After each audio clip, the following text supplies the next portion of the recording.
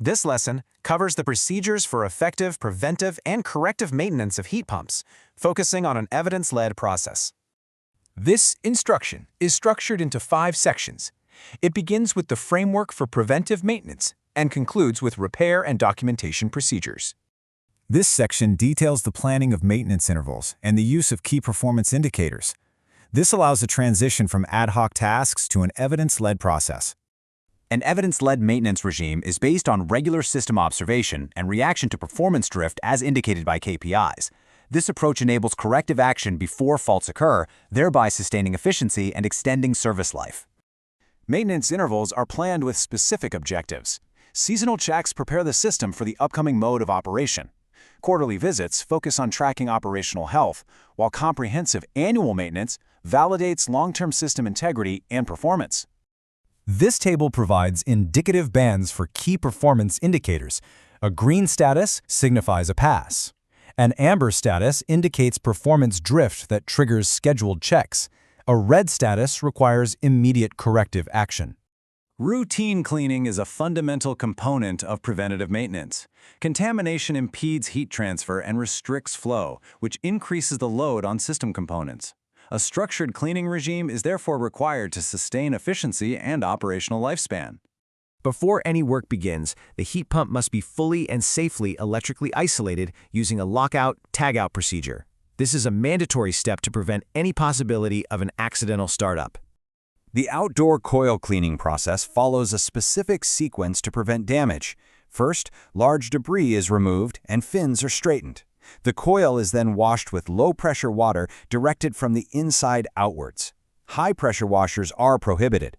Any chemical cleaners used must be pH neutral and manufacturer approved. Beyond the outdoor coil, other components in the air and water circuits require regular cleaning. These include indoor coils, condensate pans, hydraulic strainers, and air filters. Cleaning these components ensures unrestricted flow and hygienic operation. The cleaning process is considered complete only after its effectiveness has been verified. This involves confirming restored airflow, measuring improved temperature differentials, testing condensate drainage, and visually inspecting for any chemical residue. The long-term reliability of a system is dependent on its mechanical integrity. Scheduled inspection of insulation, supports, and vibration control measures is a key requirement for preventing efficiency loss and addressing potential noise issues. The mechanical inspection includes checking for degradation of pipe insulation, wear on anti-vibration pads, and damage to flexible connections. It is also necessary to verify the security of all structural fixings and inspect for signs of corrosion. To address a noise complaint, it is first necessary to distinguish between its transmission pathways. Airborne noise travels through the air. Structure-borne noise is vibration transmitted through physical connections into the building structure. Specific noise signatures can be traced to likely mechanical or hydraulic causes. A low-frequency hum, for example, often indicates a structure-borne path, while a rattle may point to a loose panel. Each signature has corresponding corrective actions. This section outlines a structured workflow for identifying the root cause of common failures. The objective is to enable accurate and safe diagnosis, thereby avoiding unnecessary component replacement. A sequential diagnostic approach promotes efficient troubleshooting. The process begins by verifying power and demand signals, followed by checking the status of safety devices. The controller's fault log should then be consulted to guide the use of instruments for measurement and confirmation. High-pressure and low-pressure trips point to different fundamental problems. High-pressure faults are typically caused by an inability to reject heat, which directs initial checks to the hydraulic system. Low-pressure faults suggest an inability to absorb heat, pointing towards issues with airflow or refrigerant charge. A systematic approach should also be applied to other faults. Frequent defrosting often traces to airflow issues. Communication errors point to control wiring. Nuisance RCD trips require methodical isolation to locate the source of the earth leakage. Component replacement is a precise task. It must conclude with a focused recommissioning procedure to verify that the system has been returned to a safe and fully functional state. The replacement procedure varies significantly by component. Sensors require attention to thermal contact and corrosion prevention. Hydraulic parts like pumps necessitate new seals.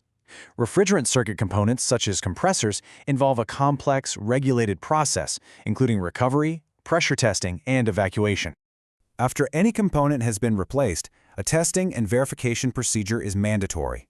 The task is not complete until this step has been performed and documented. This three-step verification process is mandatory. It begins with confirming leak integrity. Next, a focused recommissioning of the function affected by the repair is performed. Finally, the controller is checked for any necessary calibration or parameter updates. A detailed report is the official record of work performed.